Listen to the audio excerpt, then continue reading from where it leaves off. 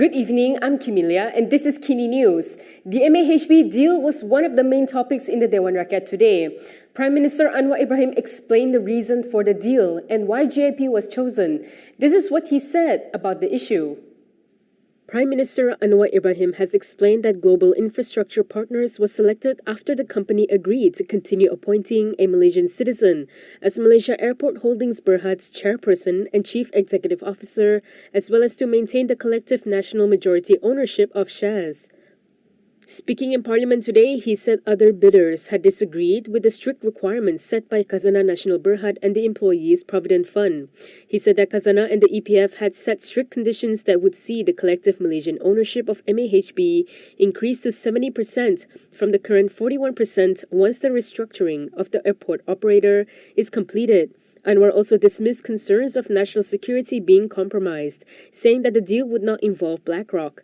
He said national security concerns never arose because MAHB is still owned by the government. He added that this is different from the outside narrative that suggested a sale, when that was not the case at all. Anwar stressed that MAHB is just a company that manages the airports and the Malaysian government continues to be the owner of them. He said this is similar to how MAHB was permitted by the Turkish government to manage the Istanbul International Airport, but ownership remains with the Turkish government. Meanwhile, Zahid said Tokmat's remark on the MAHB takeover doesn't represent UMNO's stance. Zahid said the opinion voiced out by Tokmat is his personal opinion. UMNO President Ahmad Zahid said the party is on the same page as Prime Minister Anwar Ibrahim in the matter concerning the sale of Malaysia Airport Holdings Bhd share. Berita Harian quoted Zahid as saying that his deputy Muhammad Hassan's contrasting take on the matter is the latter's personal opinion and does not represent UMNO. Zahid said he had met Tokmat last night and he said it was his own take on the matter. Zahid added that the issue had been brought to the cabinet several times but was not thoroughly discussed. Yesterday, Muhammad Hassan, who is also the foreign minister, said UMNO ministers voiced their objections to the planned takeover deal. However, the UMNO deputy president indicated that whether or not the deal moves forward will not be a collective cabinet decision, as Khazanah Nasional is under the finance ministry, which is led by Anwar. The deal had raised concerns locally as Blackrock is in the midst of taking over Global Infrastructure Partners, which is part of the consortium to take over the MAHB shares. Meanwhile, GIP said on Friday that Blackrock will not be involved with MAHB as the GIP management will still be fully in charge of the company.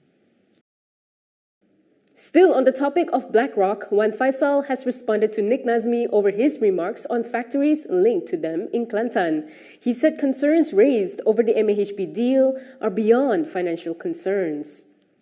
Machang MP Ahmad Fayhsal Kamal today said the Blackrock-linked factories in Kedah and Kelantan are nothing compared to the planned Malaysia Airport Holdings Bhd takeover.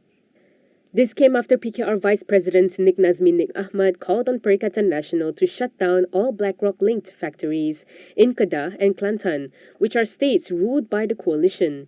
The Bersatu Youth Chief told Malaysia Kini yesterday that Blackrock's investments in Malaysia are small and passive, unlike the MAHB deal, which will give Global Infrastructure Partners, GIP, a voice in the management of 39 airports nationwide. He said the concern they raised with the MAHB proposal is purely on strategic grounds, beyond financial concerns, as it is about the controlling ability of GIP and Blackrock over airports in Malaysia. Fayhsal also expressed concern that the deal was politically biased in the United States' favor.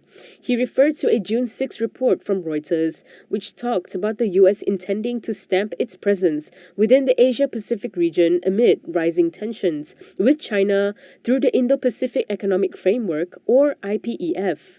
He also cited a GIP press release from the same day which revealed that the company established a coalition with the Indo-Pacific Partnership for Prosperity for infrastructure investments in IPEF partner economies.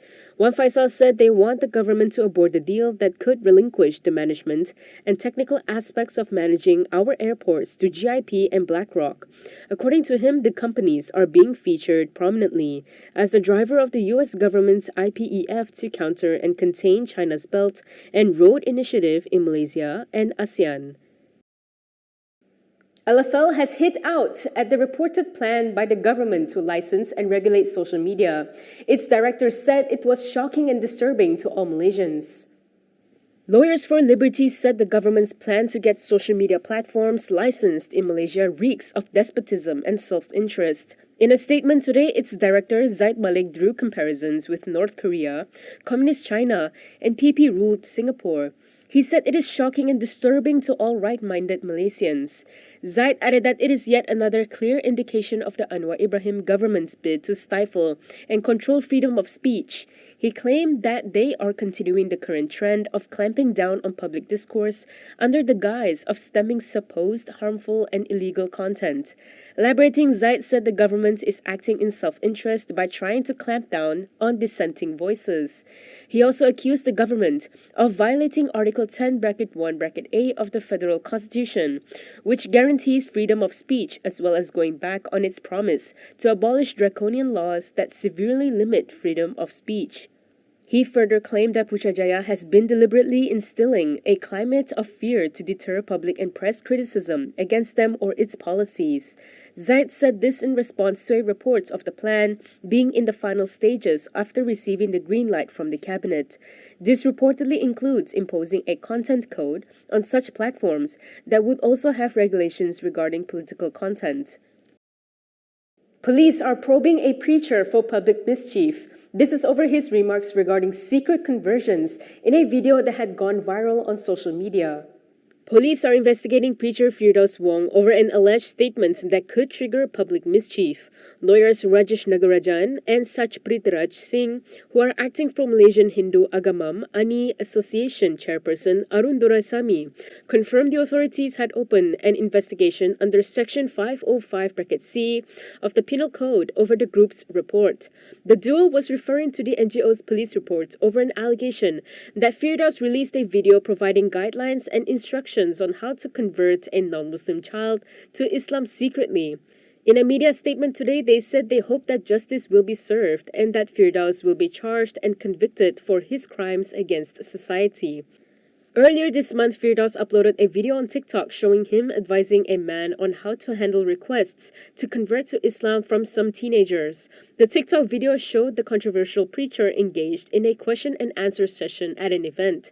In a response to a question, Firdaus allegedly said the teenagers should be welcome to convert to Islam, but their conversions cannot be registered or announced. He also purportedly shared advice on how these teenagers can practice Islam secretly so they can conceal it from others. Ahmed Maslan believes that it is not wrong for the government to announce allocations during by-elections. According to him, the issue had been brought to court before, and the court had never sided with those that raised them. UMNO Supreme Council member Ahmed Maslan said it is not an offense for ministers or ministries to organize programs or announce allocations during by-elections.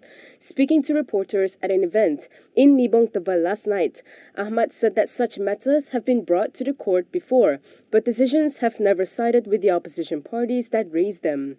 Tidak salah. Itu ialah telah dibawa ke mahkamah sebelum ini tak pernah lepas.